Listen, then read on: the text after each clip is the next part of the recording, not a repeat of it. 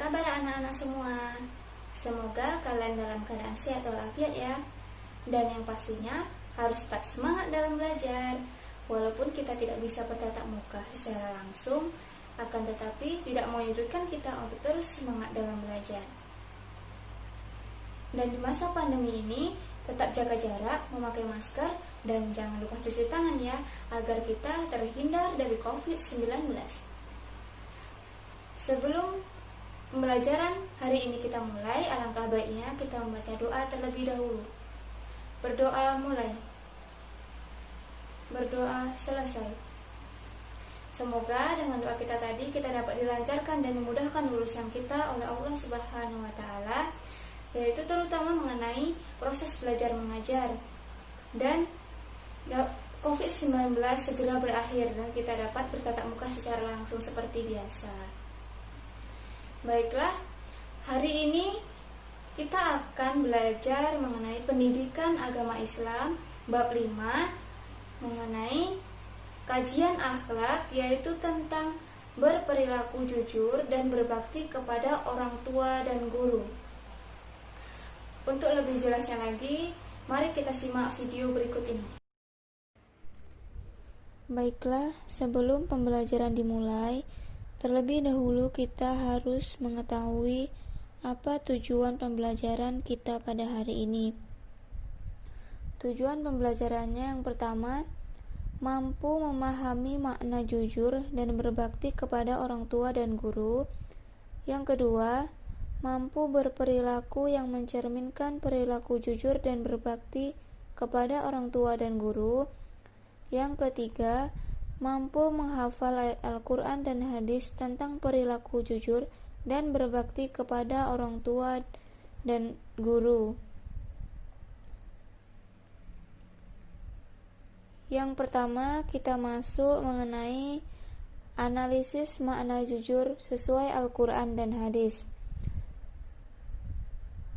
Dalam bahasa Arab, kata jujur sama maknanya as-sidik atau sidik, yang berarti nyata, benar, atau berkata benar. Lawan kata ini adalah dusta, atau dalam bahasa Arab al-kazibu. Secara istilah, jujur atau as-sidqu bermakna kesesuaian antara ucapan dan perbuatan, kesesuaian antara informasi dan kenyataan, ketegasan dan kemantapan hati, sesuatu yang baik dan tidak dicampuri dengan kedustaan.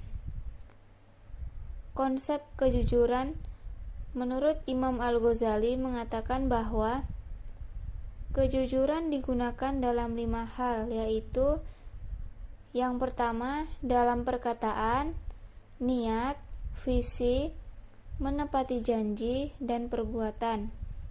Kejujuran merupakan salah satu tahapan mencapai spiritual yang harus dimulai agar kepribadian seseorang semakin matang dan soleh. Selanjutnya, dalil Al-Quran tentang kejujuran terdapat dalam Quran Surat Al-Taubah ayat 199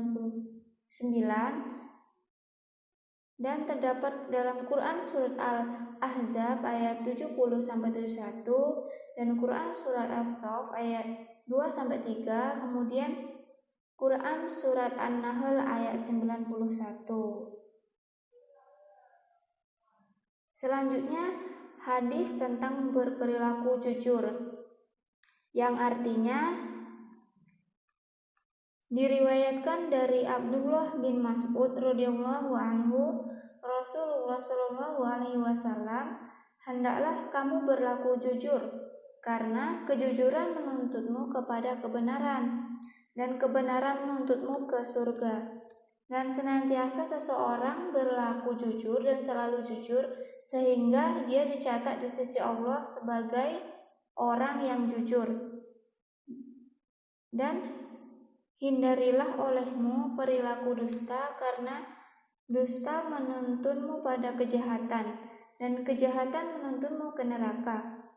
Dan seseorang senantiasa berperilaku dusta dan selalu dusta sehingga dia tercatat di sisi Allah Subhanahu wa taala sebagai pendusta. Hadis riwayat Muslim. Selanjutnya, menganalisis makna berbakti kepada orang tua dan guru sesuai Al-Qur'an dan hadis.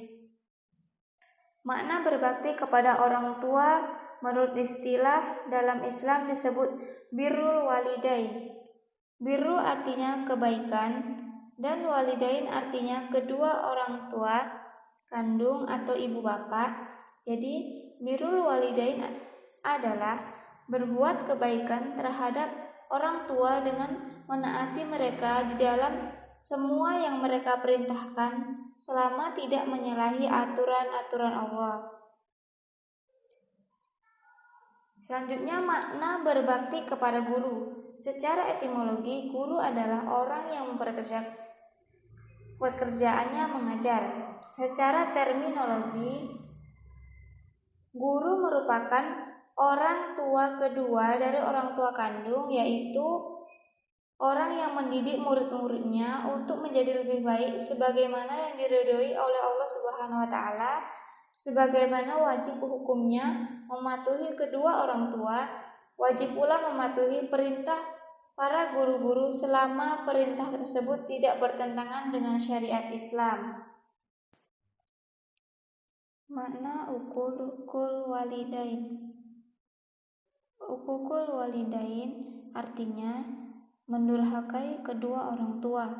Durhaka kepada orang tua adalah dosa besar yang dibenci Allah Subhanahu wa taala dan azabnya disegerakan oleh Allah Subhanahu wa taala di dunia ini. Bentuk-bentuk pendurhakaan terhadap orang tua yaitu durhaka di dalam hati, mengomel, mengatakan atau ufin, berkata kasar, menghardik, tidak menghiraukan panggilannya, tidak pamit, tidak patuh kecuali hal-hal yang melanggar ajaran Islam, dan tindakan lain yang mengecewakan atau bahkan menyakitkan hati orang tua. Kemudian, dalil tentang berbakti kepada orang tua dan guru terdapat dalam Quran Surat An-Nisa ayat 36 dan Quran Surat Luqman ayat 14. Kemudian, hadis tentang berbakti kepada orang tua dan guru, yang artinya Nabi Shallallahu Alaihi Wasallam bersabda, ridho Tuhan itu di dalam ridho orang tua, dan ketidakridhoan Allah itu di dalam ketidakridhoan orang tua. Hadis ini diriwayatkan oleh Imam Al-Hakim dan Imam At-Tirmizi dari sahabat Abdullah bin Amr radhiyallahu anhu. Selanjutnya, kedudukan birrul walidain atau berbakti kepada orang tua. Pengulangan perintah yang digandengkan dengan ayat perintah mengesahkan Allah Subhanahu wa taala menunjukkan begitu pentingnya kedudukan berbakti terhadap kedua orang tua di dalam Islam. Allah Subhanahu wa taala meletakkan hak orang tua untuk dibangkitkan setelah hak Allah Subhanahu wa taala untuk ibadah. Bentuk-bentuk birrul walidain yaitu taat dan patuh terhadap perintah orang tua, senantiasa berbuat baik terhadap kedua orang tua, membantu ibu bapak secara fisik dan material, mendoakan ibu bapak semoga diberi kesehatan dan kesejahteraan, menjaga kehormatan dan nama baik mereka, menjaga, merawat ketika sakit dan tua dan pikun. Kemudian birrul walidain terhadap orang tua yang sudah meninggal, yaitu mengurus jenazahnya dengan sebaik-baiknya, meneruskan silaturahmi yang dibinanya sewaktu hidup, melaksanakan wasiatnya, melunasi semua hutang-hutangnya, memuliakan sahabat-sahabatnya, dan kemudian mendoakannya.